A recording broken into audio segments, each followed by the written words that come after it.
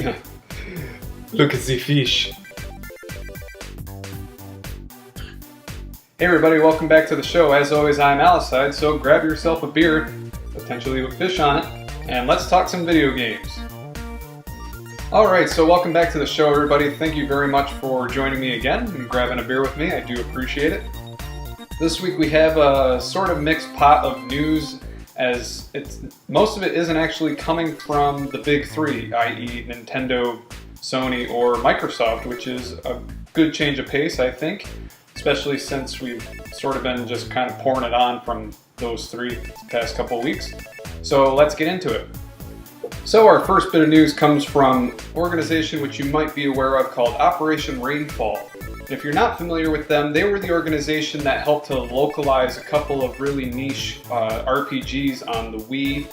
They petitioned, they got a bunch of signatures, and eventually they kind of forced Nintendo's hand in publishing them in both Europe and North America, when they otherwise wouldn't have been. So that was pretty cool of them.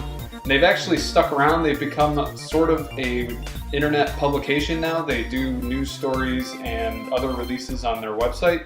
But the piece of news that caught my attention is they're actually going to be partnering with Language Automation Incorporated, who helps localize games in your various languages from their original language.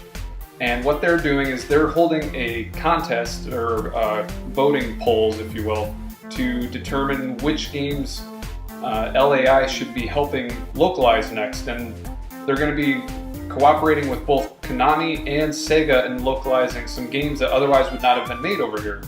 I'm not sure if this is a certain thing or if this is just a method of petitioning again, but it seems like they have their stuff in order for this to actually happen, since LAI is going to be offering a discounted rate for these companies. Since LAI has worked with both Konami and Sega in localizing things already, they should have a familiar pathway of getting this done in a timely fashion.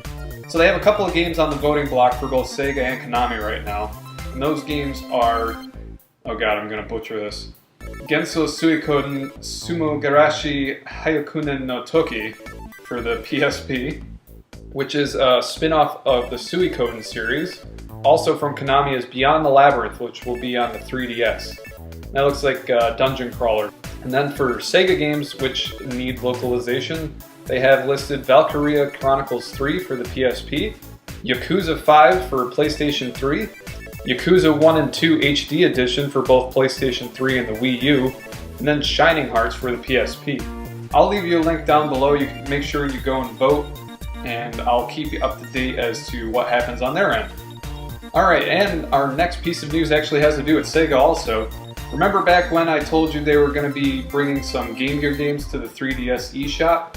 Well, they're also going to be bringing back some 16-bit games from both the Genesis and the Master System.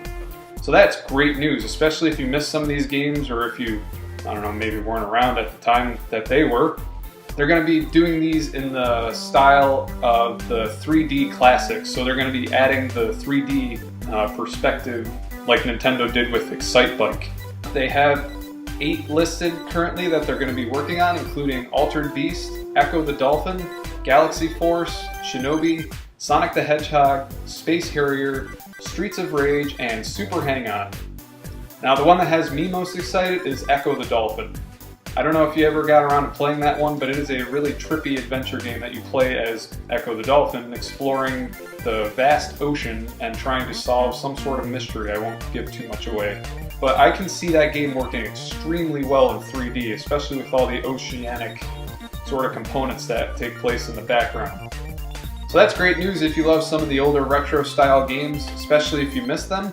I would like to see Sega continue doing this with their backlog of Genesis and Master System games, because there's actually quite a few gems that were around at that point in time.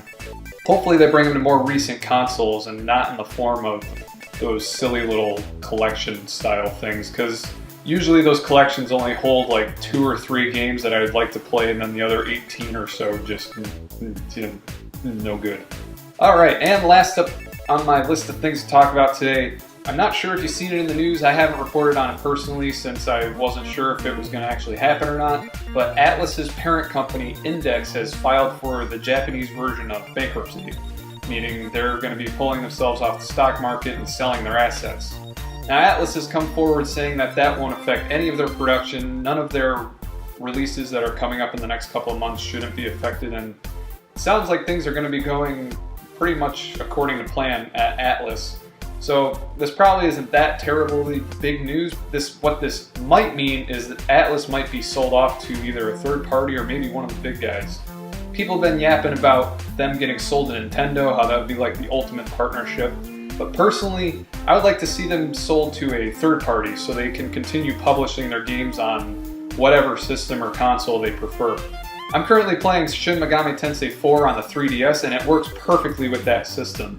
I couldn't see it working on any other console, and that's exactly why I prefer them to have the choice of releasing their stuff on whatever console they prefer.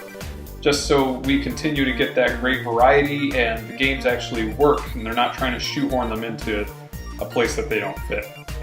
Alright, so that about wraps it up for things that I had to talk about this week. As always, if I did happen to miss some sort of major news story or any part of the stories that I shared with you this week, be sure to leave me a comment down below. I always like hearing from you, starting a conversation about this sort of stuff. And if this is the first time you're stopping by and grabbing a beer with me, be sure you subscribe since I update on weekends and, you know, have some fun talking about video games and all that. Yay! So that should about wrap it up, I believe. Until next time, I'm Aliside. Cheers, everybody.